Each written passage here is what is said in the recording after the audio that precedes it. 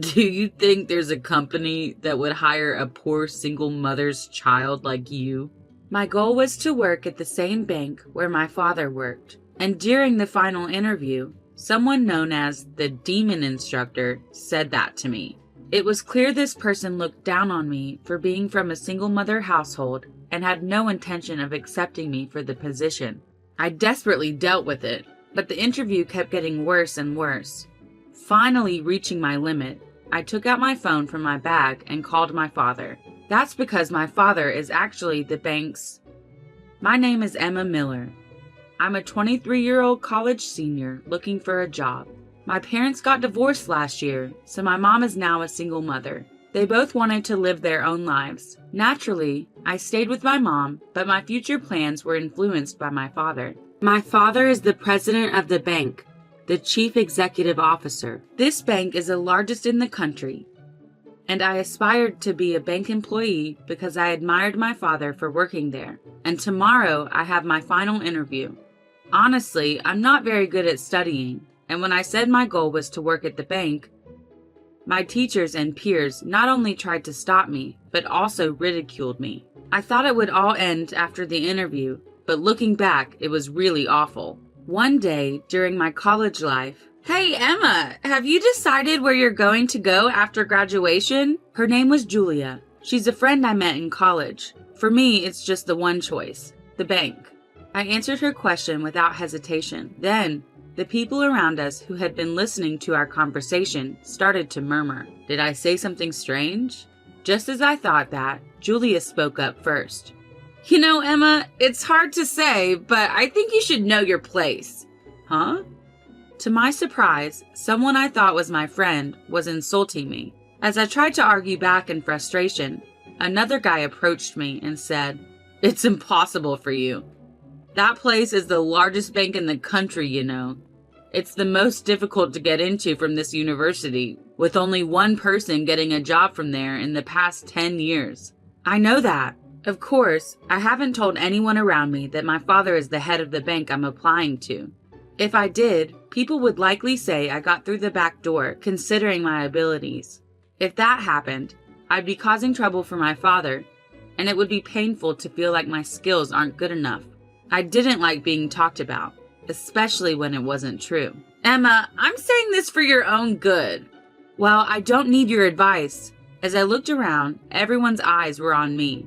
Their cold stares pierced my heart. Why do I have to hear this? As I thought that, the teacher, who had noticed the commotion, came over. "What's going on here?" The boy from earlier answered. "Miller says she wants to work at North Trust Bank." At that, the teacher's face also tensed up. And then she said something unthinkable. "Are you taking society for granted?" Even the teacher, who was supposed to be on the student's side, denied my dream. There was no one there to stand up for me. "Well, if I want to go there, what's wrong with that?" Of course I objected, but the teacher piled on more. "You're naive. My father is an interviewer for North Trust Bank. They say he's a demon interviewer." The teacher's surname was Anderson, a 29-year-old woman. So if I encountered an interviewer with the same surname Anderson, it would likely be her father. "A demon interviewer, you say?"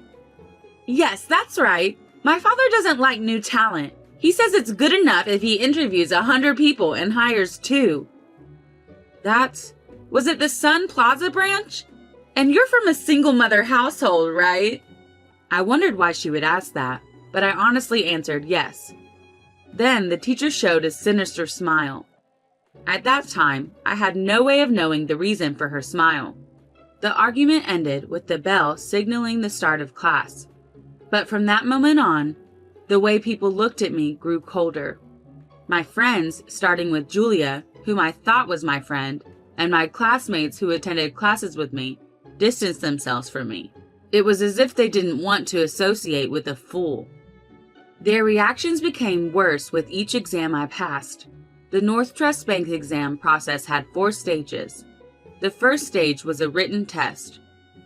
The second and third stages were interviews by people from the head office. In the fourth and final stage, Interviews were conducted by the person in charge of hiring for the desired work area and the head office hiring manager. In other words, it was an interview with the highest-ranking hiring manager. By the way, I wanted to work at the bank at the Sun Plaza, and I had managed to pass the third stage. Why, how did you pass the third stage? Even those who had looked down on me were now surprised and anxious about my progress. That's because most of them had failed their desired company's second stage interviews. It had been 3 months since the job hunting season began. In my class alone, there were no confirmed hires. The atmosphere was filled with panic, envy, and jealousy. Perhaps I could be the first one to get a job offer.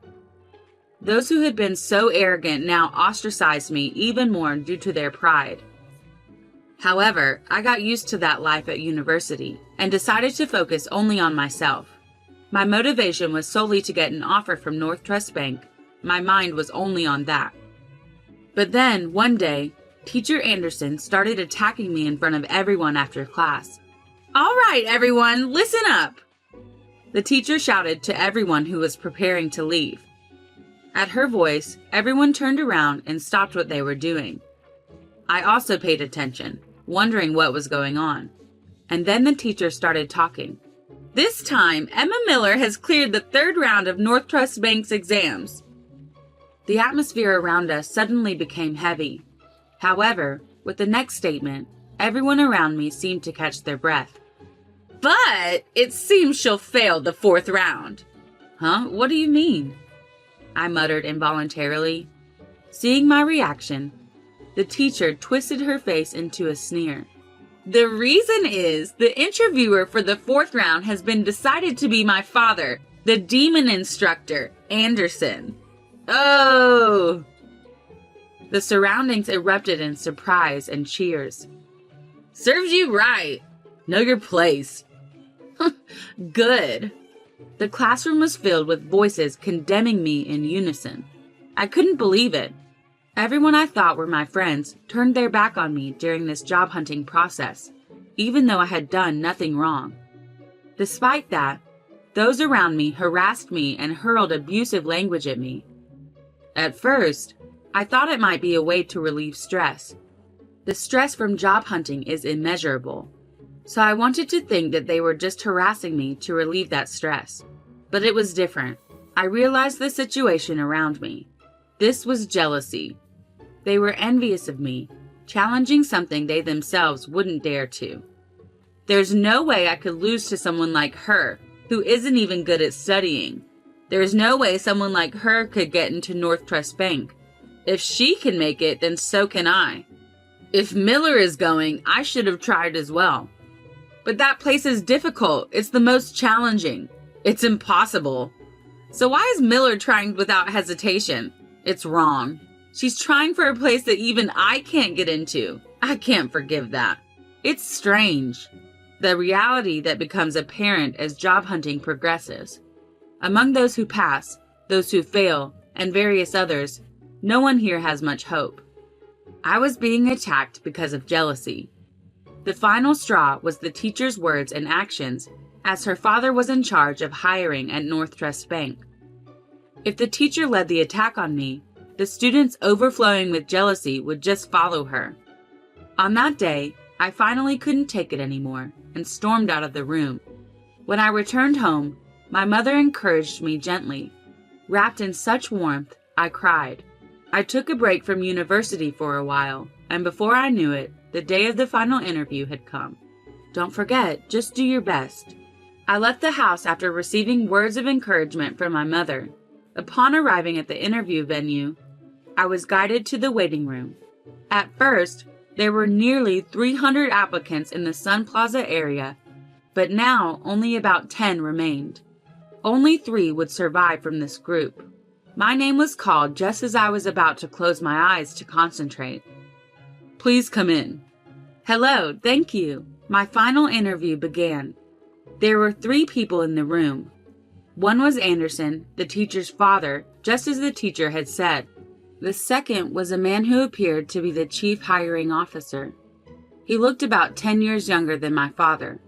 A man in his 30s, presumably in charge of keeping records, faced a computer at a slight distance. The interview began with questions from Anderson. Starting with the typical self-introduction, I was asked about my motivation for applying. I answered these questions without difficulty. I don't really like female bank employees. The complaints started suddenly. Not knowing what to say in response, I fell silent. Anderson continued, because, they have quiet voices, are physically weak, and many think they can please people just by serving tea. I realized this man must be the type to mistreat his subordinates, and this would be a stressful interview from here on. Silence is taboo in an interview, so I racked my brain and tackled the situation. I was in a sports club, and I think I'm strong. I'll do my best with any job given to me, just like a man. I tried to appeal and respond flexibly to his complaints. However, he didn't find it amusing. Tch, and clicked his tongue, directing his gaze toward the papers in his hand. I felt something was off at this point. This interview was clearly going too far. Yet the chief hiring officer, who should be higher ranking than Anderson, said nothing. Upon closer observation, the chief hiring officer looked younger than Anderson. Maybe Anderson is pressuring this person too. That's what I thought. However, there was nothing I could do about it. I could only sit quietly and endure the interview. After a brief silence, Anderson spoke again. It seemed he would be in charge of the entire interview. You seem to come from a single mother household, am I wrong? He was probably looking at the documents I submitted from university. They included my address and family composition. Yes, my parents divorced and now I live with my mother. As soon as he heard my words, Anderson began to laugh. His sinister smile echoed through the room. I see. You're from a single mother household. What business does a poor person have here? As soon as he heard my response, he blatantly changed his attitude. As the teacher's sinister smile crossed my mind, I became sweaty. I struggled to find the correct response and began to feel anxious. But it was Anderson who started talking first. Do you think there's a company that would hire someone from a poor single-parent family like you? He said that while mocking me. Huh? Just because I'm from a single-parent family, I won't be hired? You're going to assume I'm poor? I couldn't help but raise my tone. Of course, Anderson reacted to that. It was as if he had been waiting for me to fight back. Should I take your attitude as defiance toward me, your interviewer? Ugh. I was frustrated, but I couldn't say anything back. The bank my father worked at, which I had always admired. I don't want to lose because of this one man, but I don't know what to say in return. Why don't you say something? Anderson further pressured me. The moment I heard those words, something inside me snapped. My consciousness fell swiftly. I became incredibly calm to the point where I couldn't believe it myself. Understood. Anderson seemed puzzled by my response. While staring at him, I stood up from the hard metal chair. Hey, what's with you suddenly standing up? Finally, another person spoke, having been sitting the whole time. You've finally gone mad, huh? What do you plan to do? I know about you because I've heard from my daughter. It seemed that the teacher and Anderson had shared information. Is this not a leak of information? Well, that doesn't matter now. I took my phone out of my bag and suddenly started making a call. What are you doing, making a phone call? Are you making a mockery of this interview? Stop it now or I'll reject you right here.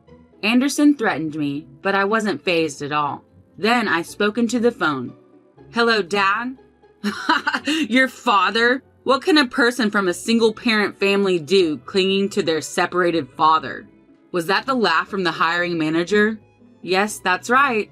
A guy named Anderson. Hey, Dad, can you come to the interview room now? Of course. I just finished visiting a nearby branch, so I'll be there in 10 minutes. Wait for me there. Okay. And so, I hung up the phone. The person in charge of recording was staring at me with wide eyes, surprised by the unusual scene. And of course, the one who reacted the most was Anderson. Pointing at me, he said, You're finished. Making a phone call during an interview? Unprecedented. There's no way you'll pass. Go home and go to bed or something. I finally decided to argue back against him. I couldn't take it anymore. This isn't even an interview. It's you who's finished, Mr. Anderson. The chief hiring officer and the recorder were astonished by my sudden confrontation with the interviewer. Judging by their expressions, no one had been able to stand up to this man's abusive behavior until now. As evidence, the recorder's eyes were shining. Were they expecting Anderson to be punished? You! Anderson slammed his right hand on the table with all his might. A loud thud echoed throughout the room. The men were surprised, but I didn't flinch. And then I spoke to Anderson. Brian Wilson, you know him, right? For a moment, Anderson had a look on his face as if I had hit a nerve with my question. He immediately countered. Are you mocking me? There's no way anyone wouldn't know the president of this bank. To Anderson, who was confidently showing off his composure, I added some more words. So, if my last name was Wilson until recently, would you think it's a coincidence? Time seemed to stop for the three of them. The chief hiring officer and the recorder stared at me with wide eyes. Anderson then stood up from his chair and muttered, What did you say?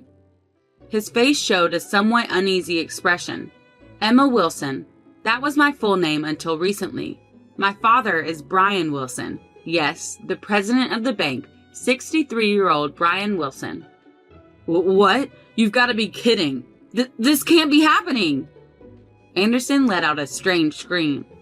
This was no longer an interview, but at that moment, my father entered the room as the door opened. He then said words that echoed my own feelings. This is hardly an interview at all. Mr. Wilson, thank you for your hard work. The two men stood up and greeted my father as soon as they saw him enter. I looked at my father and felt that his presence was extraordinary. The president... Anderson's face turned pale as he muttered. His mouth remained opened. My father then spoke to him. Hey, Anderson, what were you doing to my daughter, huh? My father was a big man who had practiced judo. And now, with his shaved head and a scar on his forehead, he looked intimidating. His deep, resonant voice was one that everyone found frightening. Even the confident Anderson, the moment he heard my father's voice, Yes, sir, squeaked out. I don't want to hear your answer. And Green. It seemed that Green was the chief hiring officer. This was my first time learning his name because the nameplate was bent and I couldn't see it. Yes, sir. Aren't you the chief hiring officer? Have you let this tyrant run wild until now?